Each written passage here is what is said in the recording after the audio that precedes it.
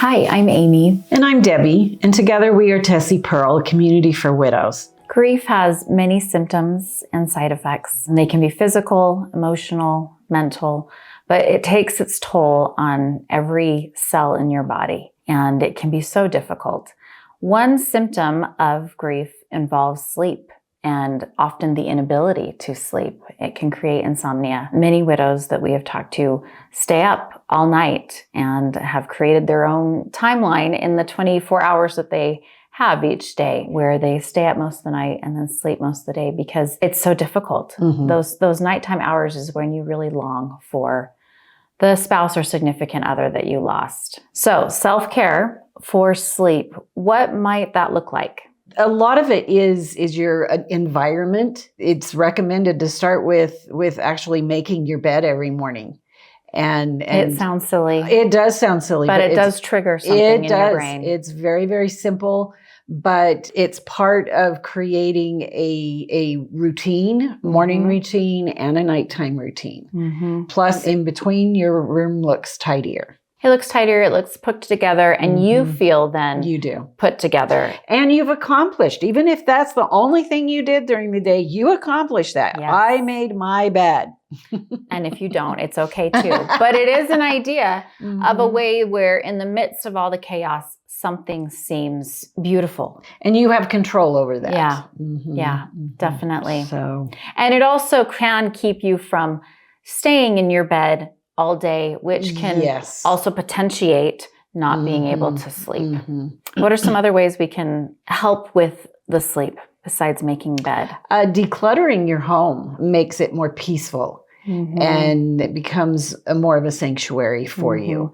So the more you can declutter and clean up, it really helps. And so once again, accomplishing something little by little, getting your space, because it shows that yourself that you love you and you care about you, and so that is very important. And we're mindful when we say declutter your home. That doesn't necessarily mean your husband's gone, so go through all of his things and get rid of them. It means just tidying your home and creating a space that is inviting to you. When you're ready to go through his belongings, do that at your own pace and in your own way. Other things that you can do is to move your body. Oftentimes, if we're too sedentary, then our body hasn't released the energy that it needs. And we're agitated and needing to move. And then we can try to fall asleep and we just toss and turn. So moving our bodies is huge. And getting out in nature, getting some sunlight, that's very important. So your body has that, what is that clock that you have internally? You get out in the daytime in the sunshine and in the night, and your body will start regulating itself. Definitely. And beware of your caffeine and alcohol take right before bed, especially. If you can, hold off on that because it can keep you awake depending on your body and your system. As well as don't work in your bed if you can make your avoid bedroom a sanctuary, your bed a sanctuary. And turn off the cell phone and the TV at least a half an hour before you want to sleep. I know some people actually put their cell phone in another room at nighttime. And so whatever works with you, if that helps. I find I have a lot of plugs that have the little blue lights and I don't even like looking at a digital clock at night. So I cover all of those lights so that they're not disturbing to me.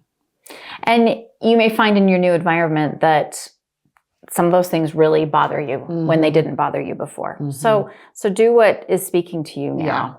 Okay, what other self-care things are needed? Singing loudly, just getting your body moving that way is very helpful. It creates the endorphins and it lifts you up emotionally. And it releases things that are kind of trapped in your body. You're able to spew them out. The vibrations of your vocal cords stimulate the nervous system. And it does really, really help. Another thing that sounds really strange, but it does. Make some noise. It does. It does. And oftentimes we are just overwhelmed and there's too much, and it's okay to just do nothing. Rest. If your body says rest.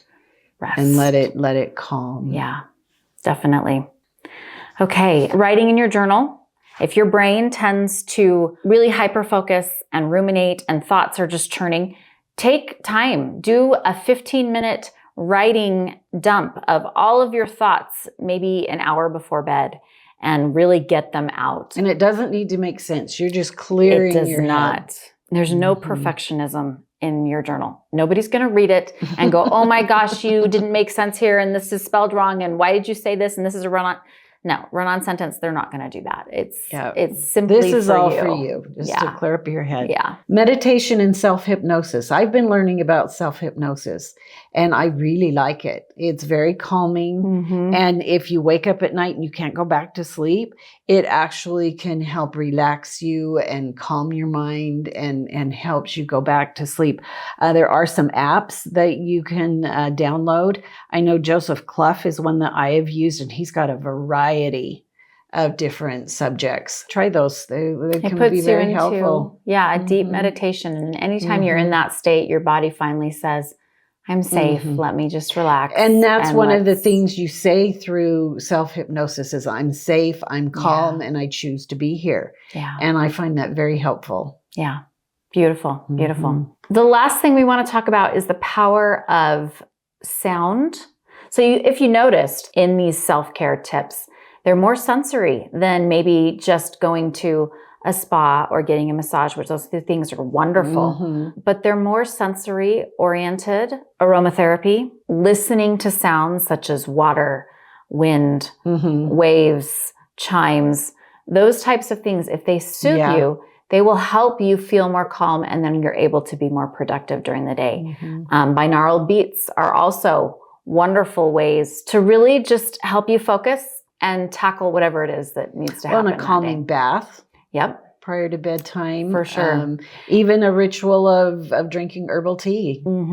Or in the morning, if you need a little bit of a cold shower, maybe take a hot shower, and then at the very end, the last 30 seconds, turn it cold, and it will stimulate you and invigorate, and you'll wake up and be alert and ready to go. It's getting into the routine. It's teaching your body what it needs to do. Yeah. So lastly, let's talk about that routine. A few things that might be helpful. So we talked about the importance of sleep. We've talked about maybe some things that can help release some of the anxiety and tension that are there and calm you, but also the importance of eating nutritious meals, at least 2 a day. I know that can be hard for some, but focusing on your nutrition and what you're taking into your body. Well, and keep water bottles around the house. Yes. You lose your sense of thirst. Yeah. And you need to have plenty to drink. So keep water bottles just around your house to remind you to drink. Yeah. So as part of your routine, eat, walk, or move your body, focus on your sleep, and then do little things throughout the day, depending on your mood and your state to reinvigorate or calm so that you can function and do what And you if need to it's do. helpful to you to get a walking buddy or somebody who will encourage you to do it, because it's very easy to talk ourselves out of doing these things. But if you can get somebody that will help, I know I've got dogs and they get me out of the house every day. They're her walking buddy. Yeah. They are. So whatever you need to do to help you get out. Be in the and sunshine if you move. have it. Yeah. And move. Mhm. Well, we really genuinely care about you and your well-being and your health. And so we hope that some of this may help and remind you that you are important and worth taking care of. If you want more information, you can see us or visit our social media at Tessie Pearl Community or our website at tessiepearl.com. And we actually have a retreat coming up. We got more information on that on our website, but we have several different options at different times through the years that will bring women together to learn more about taking care of themselves, being creative, and how that can help you with grief. And we look forward to having you join us. And thank you for joining us today.